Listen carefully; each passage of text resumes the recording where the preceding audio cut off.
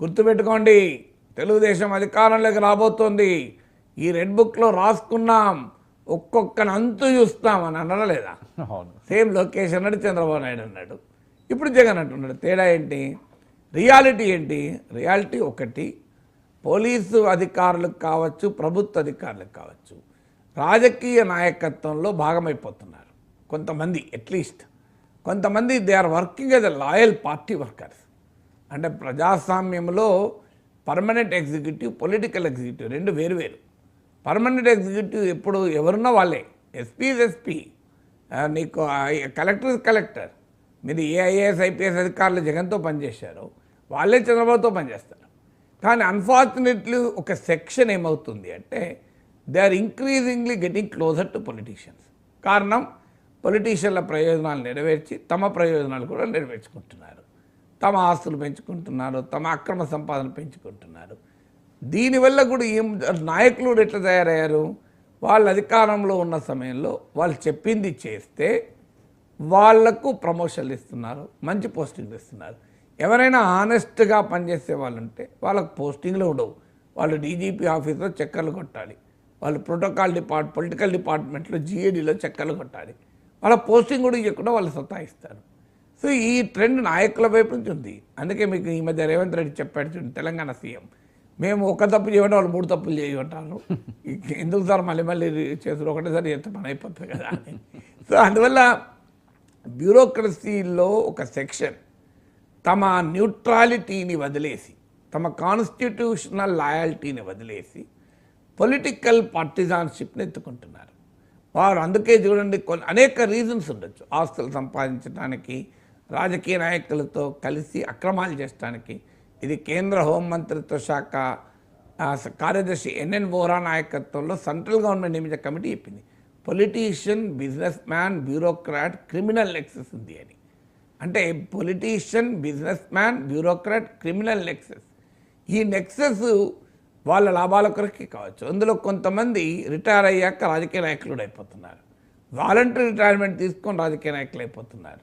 అంటే పోలీస్ అధికారులు, ఉన్నతాధికారులు రాజకీయ నాయకులు కాకూడదని నేను అనడం లేదు. అఫ్కోర్స్ వాళ్ళకు కూడా రాజకీయాల్లో చేరే హక్కు ఉంది. కానీ ఏం జరుగుతుంది, తాము రాజకీయాల్లో చేరాలని కోరుకుంటుంది కనుక వాళ్ళు పదవిలో ఉన్న సమయంలో తాము ఏ పార్టీలో చేరబోతున్నామో వారికి ఫేవర్ చేయడం మొదలు పెడతారు. ఎందుకంటే రేపు మనం వీఆర్ఎస్ తీసుకోనో లేదా రిటైర్ అయ్యో రాజకీయాలకు వస్తే మరి వాళ్ళే కదా మాకు పదవులు ఇచ్చేది.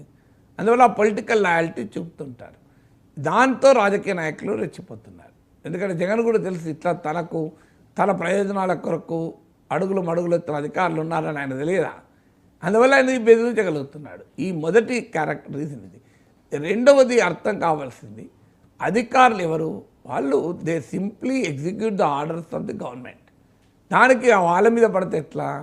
మీరు ఎవరైనా పడితే గిడితే మీరు రాజకీయ ప్రత్యర్థులతో ఫైట్ చేయండి. ఇప్పుడు జగన్ ఫైట్ చంద్రబాబు నాయుడుతో ఉండాలి తప్ప వంశీని అరెస్ట్ చేసిన సిఐతో ఏం ఫైట్ ఇది? సిఐతో ఫైట్ చేయండి. జగన్మోహన్ రెడ్డి అధికారంలో ఉన్న సమయంలో కూడా ఇదే జరిగింది పొరపాటు. ఓ రంగనాయకమ్మతో ఫైటు, ఓ డాక్టర్ పేరేంటి డాక్టర్ను కరోనా టైంలో చాలా డాక్టర్ సుధాకర్తో ఫైటు. అసలు ఫైట్ చేయాల్సింది చంద్రబాబు నాయుడుతో, అది వదిలేసి అందరితో ఫైటు. రఘురామకృష్ణరావుతో ఫైటు. రఘురామకృష్ణరావుతో ఫైట్ ఎందుకు? ఆయన ఏదో మీ పార్టీ నుంచి వెళ్ళిపోయింది, విమర్శించుకుంటున్నాడు. విమర్శించుకొని వదిలేయచ్చు కదా. లేదు, సస్పెండ్ చేసి వదిలేయచ్చు. సస్పెండ్ చేసిన ఆయన మెంబర్షిప్ కంటిన్యూ అయితే సస్పెండ్ చేయలేదు, ఆయన డిస్క్వాలిఫై కాలేదు. రోజు ఆయన ప్రతి టీవీ ఛానల్లో కూర్చొని ఇక జగన్ తిడితే ఇగ్నోర్ చేయొచ్చు కదా, చేయలే. ఆయన మీదకి అధికారులను పంపడు. సో ఆయన మళ్ళీ కేసు పెట్టడు. ఎంత బీభత్సం జరిగింది. ఇప్పుడు ఆఖరికి ఆయన వచ్చి సభాపతి చైర్లో కూర్చున్నాడు, రావాలి జగన్, కావాలి జగన్ అని పాడబడుతున్నాడు ఆయన. ఇదంతా కొని తెచ్చుకున్నాడు కదా. You can simply ignore. So you have to know whom should you fight with, ఎవరితో ఫైట్ చేయాలి అని. సో కేసీఆర్తో ఫైట్ చేయాల్సిన వాళ్ళు, రేవంత్ రెడ్డితో ఫైట్ చేయాల్సిన వాళ్ళు నాగేశ్వర్తో ఫైట్ చేస్తే ఎట్లుంటుంది? నాగేశ్వర్ ఏదో టీవీలో విశ్లేషిస్తాడు, ఓ యూట్యూబ్లో మాట్లాడుతాడు, ఏం గొప్పలు ముడతాను కావాలంటే కౌంటర్ చేయి.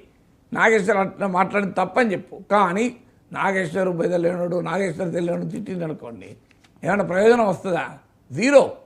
సో తమ ప్రత్యర్థుల్ని కరెక్ట్గా ఐడెంటిఫై చేసుకోవాలి. ఇప్పుడు జగన్మోహన్ రెడ్డి ప్రత్యర్థులు చంద్రబాబు నాయుడు, లోకేష్, వీళ్ళు పవన్